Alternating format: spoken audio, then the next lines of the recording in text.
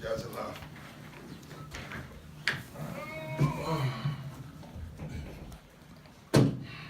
Good win, huh, I Coach? think I asked you this in Sacramento, so I asked you again here about Lou Williams and what he does to Yeah, stay.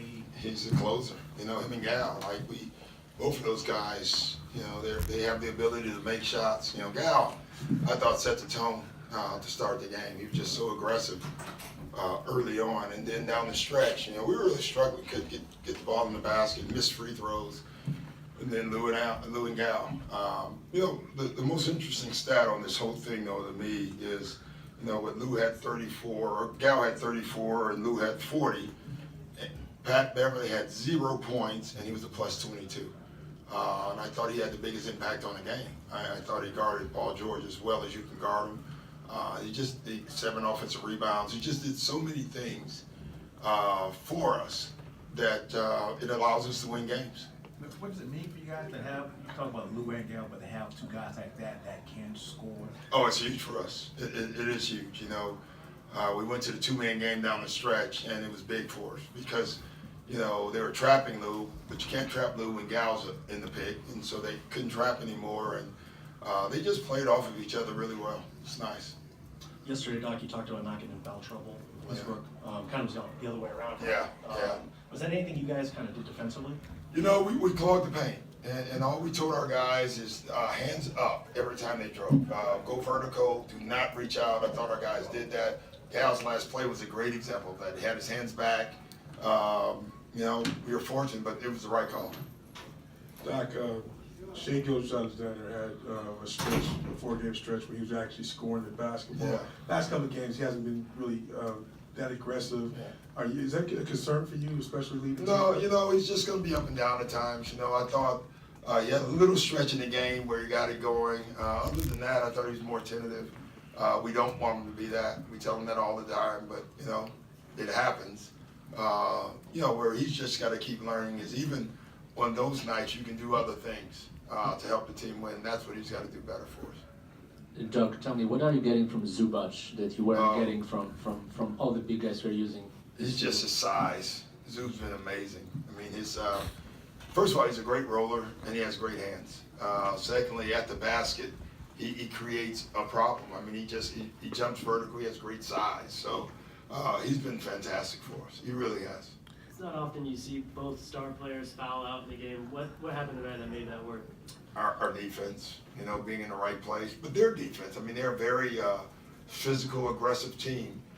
We showed film about them busting up all our plays the last time we were in Oklahoma. And I thought we won the race to the ball, and there was a lot of collisions, you know.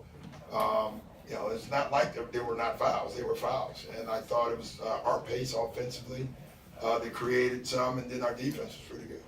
Hey, Coach, a couple of things here. Were you familiar with what Zubac brings to the game before he joined your team? Yeah, we were thrilled to death. I mean, then we were shocked we could get him.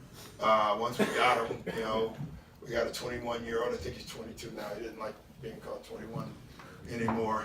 That knows how to play and is going to just keep getting better. I mean, the sky's the limit for him. He's going to get so much better than what he is now. But what he does now is he plays with his size, he rolls, and he rebounds. Thank you for that. The tenacity that Patrick Beverly shows on the defensive side of the ball, is that contagious within the locker room? Yeah, it is. It is. I mean, it has to be. You know, that's just part of his talent. You know, everybody can't play like that, or they don't even have that in them.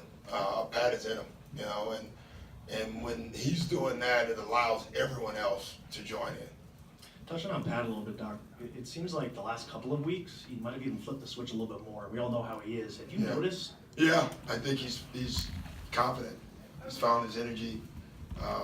You know, the first half of the year, he was still trying to, you know, find himself from all the injuries he had the year before. So it's just, he plays with such a high motor.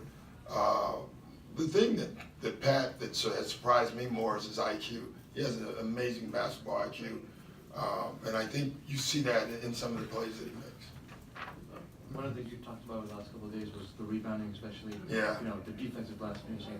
It seems like Pat sort of, you know, like when it comes to like defending LeBron, he steps up to that challenge. Today, when it comes to rebounding, he steps up to that. Yeah.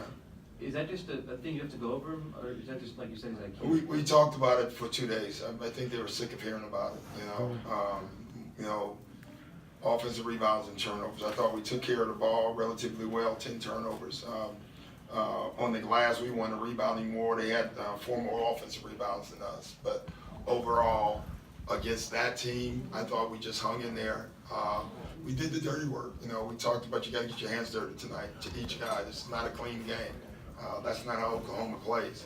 You know, you have to be physical and you got to get your hands dirty. And I thought our guys did that. Another Pat Beverly question, I guess because he's from Chicago, right? Chicago, man. Exactly. No, but down the stretch in the third quarter, it seemed like you guys started to, it was a little sloppy play. Was there a reason why you didn't install him in the lineup at the beginning of the fourth? Yeah, because Paul George wasn't on the floor. You know, and we wanted to save his fouls for Paul George and Westbrook. So, you know, that was our thing.